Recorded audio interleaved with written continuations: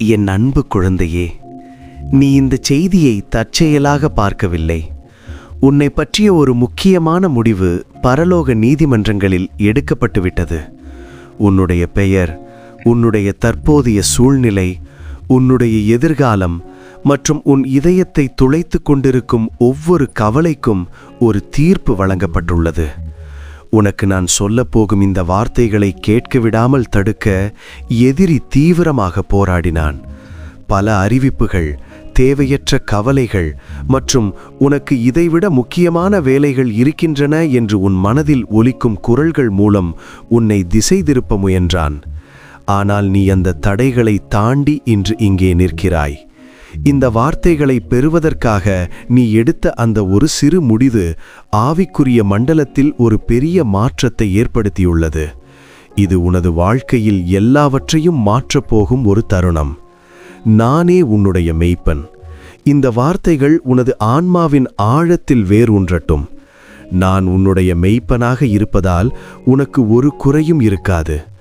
ஆம், நிச்சயமாக உனக்கு எந்த தட்டுப்பாடும் வராது. ஏனென்றால் இந்த பிரபஞ்சத்தை தன் உள்ளங்கையில் ஏந்தியிருப்பவர் உனக்கு தனிப்பட்ட மெய்ப்பராக இருக்க தேர்ந்தெடுத்துள்ளார். ஒவ்வொரு பள்ளத்தாக்கிலும் உன்னோடு நடந்து அமைதியான நீரோடைகளின் ஓரம் உன்னை வழிநடத்தி உன்னை தோற்கடிக்க நினைக்கும் எதிரிகளின் முன்னிலையில் உனக்காக ஒரு மேடையை ஆயத்தப்படுத்துகிறேன்.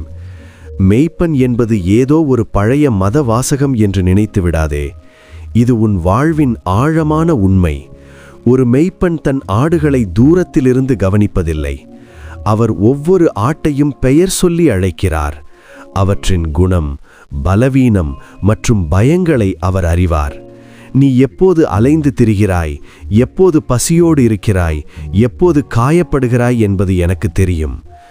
எந்த ஒரு மனிதனும் உன்னை அறிந்திருப்பதை விட நான் உன்னை மிக நெருக்கமாக அறிந்திருக்கிறேன். உன் மனதில் ஒரு எண்ணம் உருவாவதற்கு முன்பே அதை நான் அறிவேன். உன் உதடுகளிலிருந்து ஒரு வார்த்தை வெளிப்படுவதற்கு முன்பே அதன் அர்த்தத்தை நான் உணர்வேன். மற்றவர்கள் அனைவரும் உறங்கிக் கொண்டிருக்கும் நள்ளிரவில் வாழ்க்கை எப்போதாவது மாறுவா என்று நீ ஏங்கித் தவிக்கும் அந்த ஏக்கங்களை நான் காண்கிறேன். யாரிடமாவது சொன்னால் அவர்கள் கேலி செய்வார்களோ அல்லது அது பலிக்காமல் போய்விடுமோ என்று அஞ்சி நீ வெளியே சொல்ல தயங்கும் அந்த பெரிய கனவுகளை நான் அறிவேன். உன் நம்பிக்கையின் ஆழத்தையும் நீ சந்திக்கும் போராட்டங்களையும் நான் பார்த்து கொண்டிருக்கிறேன். உன் கண்ணீர் துளிகள் ஒவ்வொன்றும் என் கணக்கில் உள்ளன. உன் இதயம் காயப்பட்ட தருணங்களை நான் அறிவேன். அந்த தழும்புகளை குணப்படுத்த நான் விரும்புகிறேன். நீ நீண்ட காலத்திற்கு முன்பு ஏற்பட்ட காயங்களை இப்போதும் சுமந்து கொண்டிருக்கிறாய். அவை உன்னை இனி பாதிக்காது என்று உனக்குள்ளேயே சமாதானம் சொல்லிக் கொள்ளலாம். ஆனால் அந்த வலி இன்னும் உன் உள்ளத்தில் ஒளிந்திருப்பதை நான் காண்கிறேன். உன்னுடைய கடந்த கால கசப்புகள், ஏமாற்றங்கள் மற்றும் துரோகங்கள் உன்னை ஒரு கூண்டுக்குள் அடைத்து வைத்திருக்கின்றன. ஆனால் இன்று நான் உன்னிடம் சொல்கிறேன், உன் மேய்ப்பனாகிய நான் உன் ஆன்மாவை ஆற்றி தேற்றப் போகிறேன். தாவீது ராஜா, கர்த்தர் என் மேய்ப்பராயிருக்கிறார், நான் தாழ்ச்சியடைய மாட்டேன் என்று எழுதியபோது அவர் ஒரு சொகுசு மாளிகையில் அமர்ந்து கொண்டு இதை எழுதவில்லை. மரண இருளின் பள்ளத்தாக்குகளையும் மறுபுறம் ஆத்துமாவை தேற்றும் பசுமையான புல்வெளிகளையும் அனுபவபூர்வமாக உணர்ந்த பின்னரே இதை எழுதினார். உன் வாழ்விலும் அந்த பசுமையான புல்வெளிகளின் காலம் இதோ நெருங்கிவிட்டது. தாவீது என்னை மெய்ப்பனாக ஏற்றுக்கொள்வதற்கு முன்பு அவர் ஒரு மெய்ப்பனாகவே தன் வாழ்வை தொடங்கினார். தன் தந்தையின் ஆடுகளை மேய்க்கும் போது அவர் வனாந்தரத்தில் பல ஆண்டுகளை கழித்தார்.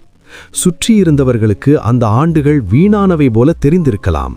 சாமுவேல் தீர்க்கதரிசி இஸ்ரவேலின் அடுத்த ராஜாவை தேடி வந்தபோது தாவீதின் சொந்த தந்தை கூட அவரை ஒரு பொருட்டாக நினைக்கவில்லை. தன் மற்ற பலமான கம்பீரமான மகன்களை தீர்க்கதரிசி முன் நிறுத்தினார். ஆனால் தாவீது எங்கே என்று கூட அவர் யோசிக்கவில்லை. வனாந்தரத்தில் ஆடுகளுடன் இருந்த அந்த சிறுவனை உலகம் மறந்திருக்கலாம். ஆனால் நான் அவனை பார்த்து கொண்டிருந்தேன். சிங்கத்தையும் கரடியையும் எதிர்த்து போராடிய அந்த வீரமான இதயத்தை நான் கவனித்துக் கொண்டிருந்தேன். உன் வாழ்விலும் நீ தனிமையில் இருப்பதாக உணரும் இந்த நாட்கள் வீணானவை அல்ல. மனுஷன் முகத்தை பார்க்கிறான், நானோ இருதயத்தை பார்க்கிறேன். தாவீது ஆட்டு மந்தையில் இருந்தபோது நான் அவருக்குள் ஒரு ராஜாவை கண்டேன். அதேபோல் நீ இன்று ஒரு சாதாரண வேலையிலோ அல்லது ஒரு கடினமான சூழ்நிலையிலோ இருக்கலாம். மற்றவர்கள் உன்னை அலட்சியப்படுத்தலாம், உன் திறமைகளை அங்கீகரிக்காமல் இருக்கலாம். ஆனால் நான் உனக்குள் வைத்திருக்கும் அந்த மகா பெரிய நோக்கத்தை நான் பார்க்கிறேன். தாவீதுக்கு வனாந்தரம் ஒரு பள்ளிக்கூடமாக இருந்தது. அங்கேதான் அவர் பொறுமையை கற்றுக்கொண்டார். இருண்ட இரவுகளில் ஆபத்து வரும்போது எப்படி விழிப்புடன் இருக்க வேண்டும் என்பதை கற்றுக்கொண்டார். தன்னை விட வலிமையான விலங்குகளை எதிர்கொள்ளும் தைரியத்தை பெற்றார். அதேபோல் உன் தற்போதைய சவால்கள் உன்னை அழிப்பதற்காக அல்ல, உன்னை அடுத்த நிலைக்கு தகுதியுள்ளவனாக மாற்றவே கொடுக்கப்பட்டுள்ளன. உன் வாழ்வின் ஒவ்வொரு காலத்திற்கும் ஒரு நோக்கம் உண்டு. நான் உன்னுடைய நேரத்தை வீணடிப்பதில்லை. சில நேரங்களில் நீ தேக்க நிலையில் இருப்பதாக உணரலாம். ஆனால் ஆவிக்குரிய ரீதியில் நீ வளர்ந்து கொண்டிருக்கிறாய். ஒரு மரம் வளர்வதற்கு முன்பு அதன் வேர்கள் ஆழமாக செல்ல வேண்டும். அதுபோலவே உன் வாழ்வின் இந்த அமைதியான காலம் உன் அஸ்திவாரத்தை பலப்படுத்துகிறது. நீ படும் பாடுகள், நீ சிந்தும் கண்ணீர், நீ செய்யும் கடின உழைப்பு எதையும் நான் மறக்கவில்லை. எப்போது என் வாழ்க்கை மாறும் என்று நீ கேட்கும் கேள்விக்கு இன்று பதில் கிடைக்கிறது. இதோ நான் உனக்காக புதிய வழிகளை திறக்கிறேன். உன்னால் பார்க்க முடியாத திருப்பங்களை நான் பார்க்கிறேன். உனக்காக நான் ஏற்கனவே முன்னே சென்று பாதையை சரி செய்து வைத்திருக்கிறேன். என் மேல் நம்பிக்கை வை. நான் உன்னை ஒருபோதும் கைவிடுவதில்லை. சில நேரங்களில் நீ ஓடிக்கொண்டே இருக்கிறாய். எதையாவது சாதிக்க வேண்டும் என்ற பதற்றத்தில் உன் ஆன்மாவை வருத்திக் கொள்கிறாய். அதனால் நானே தலையிட்டு உன்னை ஓய்வெடுக்கச் செய்கிறேன். ஓய்வு என்பது சோம்பேறித்தனம் அல்ல, அது உன் மேய்ப்பன் மேல் நீ வைத்திருக்கும் நம்பிக்கை. உலகம் உன்னை ஓடச் சொல்லும், ஆனால் நான் உன்னை அமைதியாக இருக்கச் சொல்கிறேன். அந்த அமைதியில்தான் என் குரலை நீ கேட்க முடியும். உன் கவலைகளை என் பாதத்தில் வைத்துவிட்டு என் அரவணைப்பில் நீ சற்றே கண் வளர வேண்டும் என்று நான் விரும்புகிறேன். அந்த இளைப்பாறுதல் உனக்கு புதிய பலத்தை தரும். பசுமையான புல்வெளிகள் என்பவை உன் வங்கிச் சேமிப்பிலோ அல்லது உன் வேலை உயர்விலோ மட்டுமில்லை. அவை உனது ஆன்மாவிற்குள் இருக்கும் ஒரு நிலை. ஒரு இக்கட்டான சூழ்நிலையிலும் நீ அமைதியாக இருக்கிறாய் என்றால் அதுதான் பசுமையான புல்வெளி. உன் உடல்நிலை சரியில்லாத போதும் உன் இதயத்தில் ஒரு நம்பிக்கை இருக்கிறது என்றால் அதுதான் நான் தரும் இளைப்பாறுதல். உலகம் தரும் சந்தோஷம் சூழ்நிலையை பொறுத்தது, ஆனால் நான் தரும் சமாதானம் சூழ்நிலைகளை கடந்தது. பணப்பிரச்சனை இருக்கும்போதும் உறவுகளில் சிக்கல் இருக்கும்போதும் நீ என்னை பற்றி கொண்டால் அந்த பாலைவனத்திலும் நான் உனக்கு ஒரு சோலையை உருவாக்குவேன். உனது உள்ளான மனிதன் புதுப்பிக்கப்பட வேண்டும் என்பதே என் விருப்பம். நான் மரண இருளின் பள்ளத்தாக்கிலே நடந்தாலும் என்று தாவீது பாடினார். கவனித்துப் பார், அவர் பள்ளத்தாக்கிலே வசித்தாலும் என்று சொல்லவில்லை, நடந்தாலும் என்றுதான் சொன்னார். பள்ளத்தாக்கு என்பது நீ தங்குமிடமல்ல, அது நீ கடந்து செல்லும் ஒரு வழிப்பாதை. உன் வாழ்வின் இருண்ட காலம் நிரந்தரமானதல்ல. அதற்கு ஒரு நுழைவாயில் இருந்தது போல நிச்சயமாக ஒரு வெளியேறும் வழியும் உண்டு. நீ இந்த இருளில் எப்போதும் சிக்கித் தவிக்க மாட்டாய். விடியல் வெகு தொலைவில் இல்லை. நீ நடக்கும்போது உன் நிழலை பார்த்து அஞ்சாதே, ஏனென்றால் வெளிச்சம் இருக்கும் இடத்தில்தான் நிழல் இருக்கும். அந்த வெளிச்சம் நானே. நான் உனக்கு முன்னே தீபமாக செல்கிறேன். உன் பாதையை நான் வெளிச்சமாக்குவேன். அஞ்சாதே, திகையாதே, நான் உன்னோடு இருக்கிறேன். நீ இந்த துன்பங்களை தனியாளாக எதிர்கொள்ள நான் உன்னை விட்டுவிடவில்லை. தூரத்திலிருந்து வேடிக்கை பார்க்கும் தேவன் நான் அல்ல. ஒவ்வொரு சுவாசத்திலும் நான் உனக்கு மிக அருகிலேயே இருக்கிறேன். நீ உன் கைகளை நீட்டினால் என்னை தொட முடியும். உன் ஆன்மாவை அமைதிப்படுத்தினால் என் குரலை கேட்க முடியும். என் அன்பு அவ்வளவு உண்மையானது. உன் தனிமை ஒரு மாயை, ஏனென்றால் நான் உன்னை ஒருபோதும் மறப்பதில்லை. உன் பாரங்களை நான் சுமக்கிறேன். உன் காயங்களுக்கு நான் மருந்திடுகிறேன். நீ பலவீனமாக இருக்கும்போது என் பலம் உனக்குள் பூரணமாக விளங்கும். மற்றவர்கள் உன்னை கைவிட்டாலும் நான் உன்னை ஒருபோதும் கைவிட மாட்டேன் என்று வாக்கு கொடுக்கிறேன். என் பிரசன்னம் உனக்கு ஒரு கேடயமாக இருக்கும். என் கோலும் தடியும் உன்னை தேற்றும். மேய்ப்பனின் கோல் என்பது எதிரிகளை விரட்டும் ஒரு ஆயுதம். உன் வாழ்வைச் சுற்றி வரும் அந்த தீய சக்திகளை, உன் முன்னேற்றத்தை தடுக்கும் தடைகளை என் கோலினால் நான் முறியடிப்பேன். உனக்கு தெரியாமலே உன்னை பாதுகாக்க நான் பல யுத்தங்களை செய்து கொண்டிருக்கிறேன். தடி என்பது ஆடுகளை மென்மையாக வழிநடத்தும் கருவி. நீ தவறிப்போகும்போது உன்னை மீண்டும் சரியான பாதைக்கு கொண்டு வர நான் அதை பயன்படுத்துகிறேன். சில நேரங்களில் நான் உன்னை தடுப்பது உனக்கு வருத்தமாக இருக்கலாம், ஆனால் அது உன்னை ஒரு பெரிய பள்ளத்தில் விழுவதிலிருந்து காக்கவே என்பதை நீ பின்னாளில் உணர்வாய். என் கண்டிப்பும் என் வழிநடத்துதலும் உன் நன்மைக்காகவே இருக்கின்றன. உன் எதிரிகளுக்கு முன்பாக நான் உனக்கு ஒரு பந்தியை ஆயத்தப்படுத்துகிறேன். உன்னை தாழ்த்தியவர்கள், உன்னால் முடியாது என்று சொன்னவர்கள், உன்னை ஏளனம் செய்தவர்கள் அனைவரும் ஆச்சரியப்படும்படி உன்னை நான் உயர்த்துவேன். அவர்கள் முன்னிலையிலேயே உனக்கு கனத்தையும் கௌரவத்தையும் தருவேன். நீ உன் நீதியை காக்க போராட வேண்டியதில்லை. உனக்காக நான் வழக்காடுவேன். உன் தலை எண்ணெயால் அபிஷேகம் செய்யப்படும். உன் பாத்திரம் நிரம்பி வழியும். என் ஆசீர்வாதம் என்பது ஏதோ கொஞ்சமல்ல, அது நீ தாங்க முடியாத அளவிற்கு அபரிமிதமாக இருக்கும். உன் வறுமை நீங்கி உன் வாழ்வின் எல்லா பகுதிகளிலும் செழிப்பு உண்டாகும். இது என் வாக்குத்தத்தம். நிச்சயமாகவே நன்மையும் கிருபையும் உன் வாழ்நாள் முழுவதும் உன்னை தொடரும்.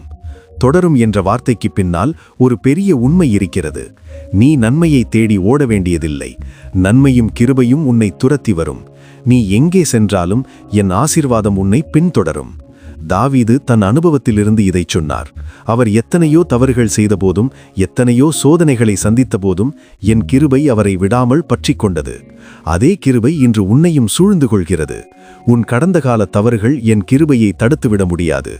நான் உன்னை மன்னித்திருக்கிறேன், உன்னை புனிதப்படுத்தி இருக்கிறேன். உன் எதிர்காலம் நன்மையால் நிறைந்திருக்கும் என்பதில் எந்த சந்தேகமும் வேண்டாம். இந்த பூமியில் உனக்கு இருக்கும் ஆசீர்வாதங்கள் ஒரு ஆரம்பம் மட்டுமே.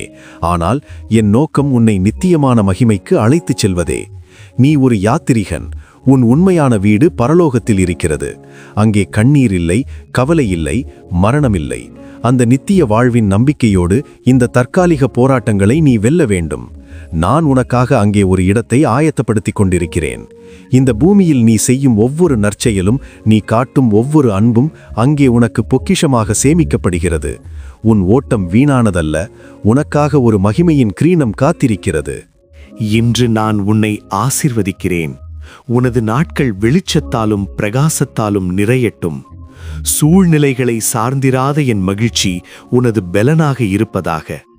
உனது எதிர்காலத்தை பயத்துடன் பார்க்காமல் எதிர்பார்ப்புடன் பார்க்கும்படி உனக்கு நம்பிக்கையை தருகிறேன். சிறந்தவை இன்னும் வரப்போகின்றன என்பதை நீ முழுமையாக நம்புவாயாக. உனது விசுவாசம் ஒவ்வொரு நாளும் ஆழமாகவும் பலமாகவும் வளரட்டும். உன் சந்தேகங்கள் என் உண்மையின் ஒளியில் மறைந்து போகட்டும். மலைகளை நகர்த்தும் விசுவாசம் உனக்குள் உருவாகட்டும். என் அன்பை நீ இன்னும் ஆழமாக உணர வேண்டும் என்று நான் விரும்புகிறேன். நீ என்னால் நேசிக்கப்படுகிறாய், ஏற்றுக்கொள்ளப்படுகிறாய், பாதுகாப்பாக இருக்கிறாய். இந்த உணர்வு உனக்குள்ளிருந்து மற்றவர்களுக்கும் பாயட்டும். நான் உன்னை மீண்டும் மீண்டும் நேசிக்கிறேன் என்று சொல்கிறேன். ஏனென்றால் இதுதான் உன் வாழ்வின் மிக முக்கியமான உண்மை.